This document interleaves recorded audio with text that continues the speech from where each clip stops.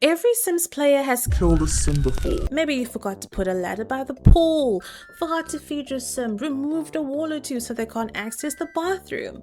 But Olive Specter, baby, she turned it into a lifestyle. I'm talking her husbands, her lovers, her family, even her children. So today we're investigating whether the Sims' sweetest old lady is actually one of gaming's most notorious serial killers. Let's go. If there's one neighborhood in The Sims where anything can happen, it's Strangetown. Aliens abduct people, scientists perform questionable experiments, and conspiracy theories are basically local news. That's normal. And sitting right in the middle of all that chaos is one cute little old lady. Except she's not alone. She has 30,000 ghosts wandering her property. Her first victim might be her first husband, who was named, ironically, Hugh Euthanasia. Yeah, the devs knew what they were doing there with the euthanasias. Hugh supposedly dies in a fire. We know this by obviously the color of his ghost. The game heavily suggests that she murdered him by setting him on fire or just burning down a place that they were living. I don't know, girl, but he died by fire. He dies, Olive moves on. Fun, fresh, happy, great. Technically, this wasn't her first husband. This was her first fiance, though, and he was Earl E. Demise.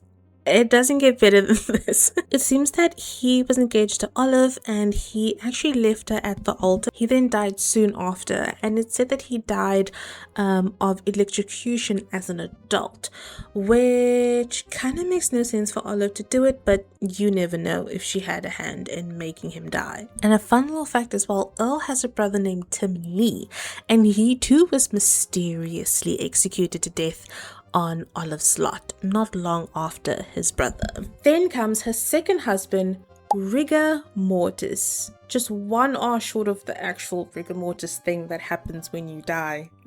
Depending on what Sims you're playing, in Sims 2, rigor mortis is claimed to have died in a fire shortly after his wedding to Olive, which is very scandalous. Queen shit. I'm joking. Don't do that to your partner. In The Sims 3, it claims that he died by electrocution, though his tombstone strangely lists his cause of death as thirst due to a glitch, so we don't know which is which, but for the main part, they say he died due to electrocution. Then husband number 3, whose name I can't really say because it's hard.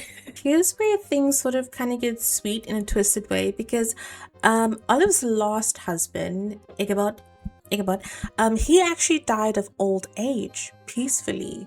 So that sort of suggests that like she actually loved him before he passed away, and she was like, not you, I won't kill you, I'll keep you as a pet. I'm joking. It's noted that he died of old age peacefully. No foul play, no nothing. 3 husbands, 3 funerals. Somehow everyone just like keeps outliving her, and that's a little suspicious. And also with names like Euthanasia, Specter, freaking rigor mortis, the devs are basically like telling you, you know, just FYI. And a lot of the ghosts on her plot have very unique deaths. One might die of electrocution, fire, old age, disease, hunger, which makes it even more confusing. It's like she's using a sacrificial mod without using a sacrificial mod. Like what's going on? And people don't realize that Olive Specter in the game isn't an evil woman. She has very normal aspirations and just like normal traits.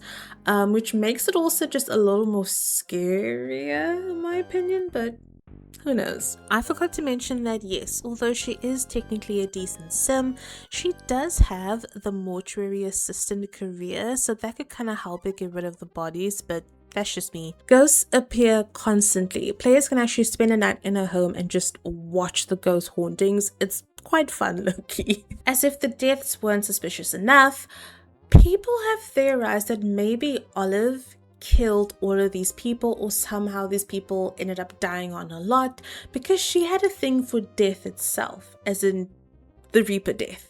Players notice that Grim always appears on her lot because people keep dying, and maybe Olive started to enjoy seeing him around. Maybe she intentionally caused all those deaths so she can get another whiff of the love of her life. But then here's the part that's actually canon. Olive and the Grim Reaper have a child together. Meet nervous subject. to be frank, his name is Specter. His father's literally Death and his mother's Olive, and somehow he gets separated from her and is actually adopted by the Beakers, who basically use him as a human lab rat in the end. Very tragic. Imagine discovering your dad's the Grim Reaper and somehow that's not the worst thing to have ever happened to you. So, what's your verdict? Is Olive Specter actually evil, or is she just unbelievably unlucky? Or was she secretly planning every single death and funeral just to be with the love of her life? Me personally, I'm Team Death. I think she did every single murder out there because it's just no way. She has hundreds and thousands that we know of. Okay, it's insane. Anyway, thank you for watching the video. I hope you have the best time. Please like, share, subscribe, join the pizza party. Thank you for watching. Have a lovely time and happy gaming, gamers. Bye.